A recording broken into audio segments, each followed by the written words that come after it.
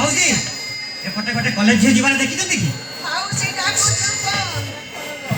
ତୁ କତ ଗୋବର ଶାଢ଼ୀ ହେଇଛି କି ରେ? ଘରେ ବାଡ଼ି ପଡ଼ା ତୋ ମା ଗୋବର ଗୋଟେଇ ଝିଅ ଡାକିବାକୁ ଶିଖେଇନି କି ରେ? ହେଲା ମାଉସୀ ହେଲା, ଏବେ ଠାରୁ ମୁଁ ତୁମକୁ ଝିଅ ବୋଲି ଡାକିବି। ଆଚ୍ଛା ଝିଅ, ଏପଟେ ଗୋଟେ କଲେଜ ଝିଅ ଯିବାର ଦେଖିଛ କି? କାହିଁକି ତାକୁ ଖୋଜୁଛୁ ରେ ବାଡ଼ି ପଡ଼ା? ତୁ ତାକୁ ଫେରମ କରୁଛୁ କି ରେ?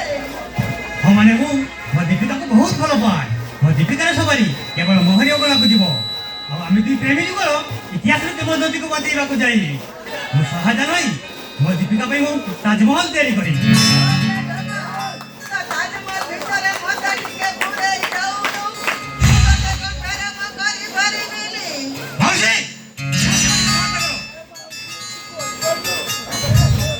ତମେ ଯେ ଜାଣିଛ ମୋ ଦୀପିକାର ଠିକଣା କୁହ, ତା ନହେଲେ ମୁଁ ଯାଉଛି ମୋ ଦୀପିକାର ଠିକଣା ମୁଁ ନିଜେ ଖୋଜି ବାହାର କରିବି।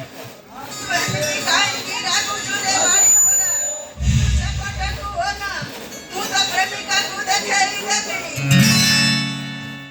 ଆଇ ମାଉସୀ ଆଣ୍ଟି ମୋ ଦୀପିକା କୁହ ମାଉସୀ, ଆଇ ମୋ ଦୀପିକା ପ୍ଲିଜ୍, ମୋ ଦୀପିକା କାହିଁ? ମୁଁ ଏଠି ରହ।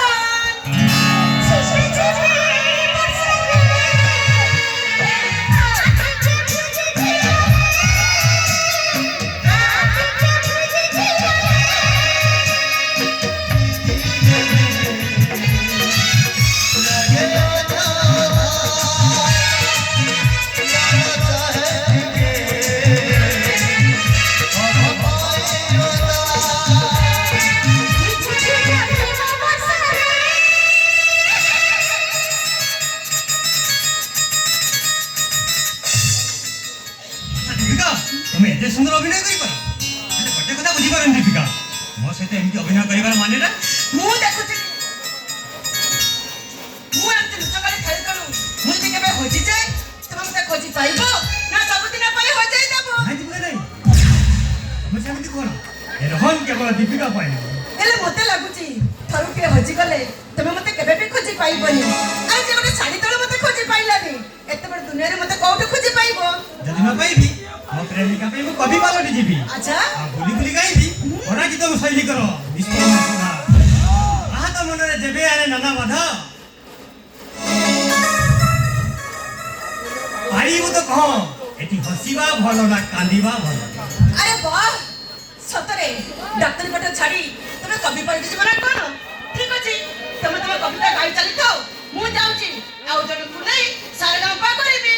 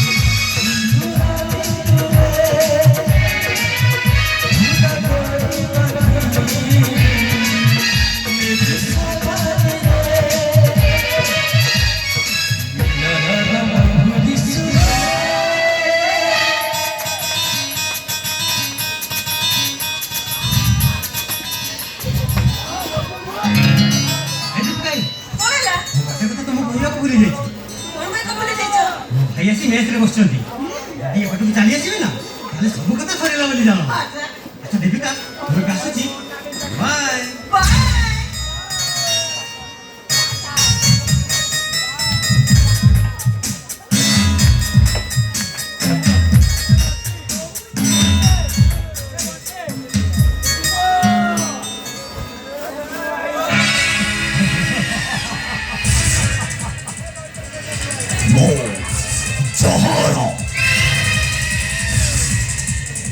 মতে ছুঁইলে বাস, মতে পিলে শেষ।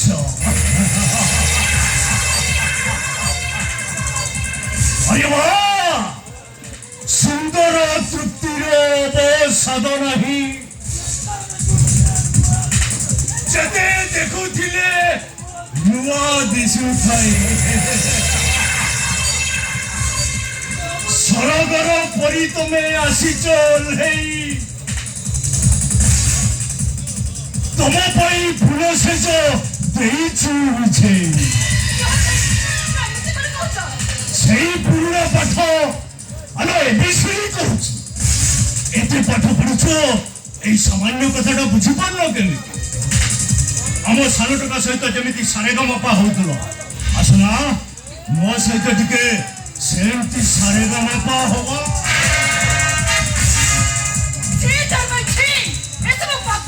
ପାପ ଆରେ ପାପ କାହିଁକି ହବ ଆରେ ମୁଁ ପୁରା ସବୁବେଳେ ପକେଟରେ ପୁରେଇ ବୁଲୁଛି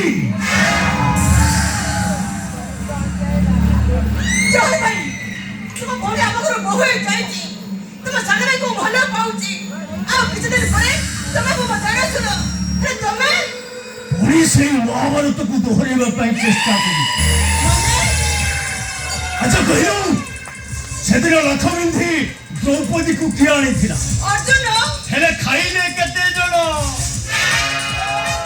5 ଜଣଟି ଆରେ ଏଠି ତ ତୋର ଖୁସି ହବା କଥା ତୋ ତ ବେଶୀ ପରିଶ୍ରମ କରିବାର ନାହିଁ ଏଠି ତ ଆମେ ଦି ଭାଇ ସେ ଅର୍ଜୁନକୁ ମୁଁ ଧର୍ମରାଜ ଯୁଧିଷ୍ଠିର ମିଛ କହିବିନି କି ପାପ କରିବିନି ଆରେ ତୁ ଯଦି କହିବୁ ମୁଁ ସାରା ଜୀବନ ଏମିତି ବଡ଼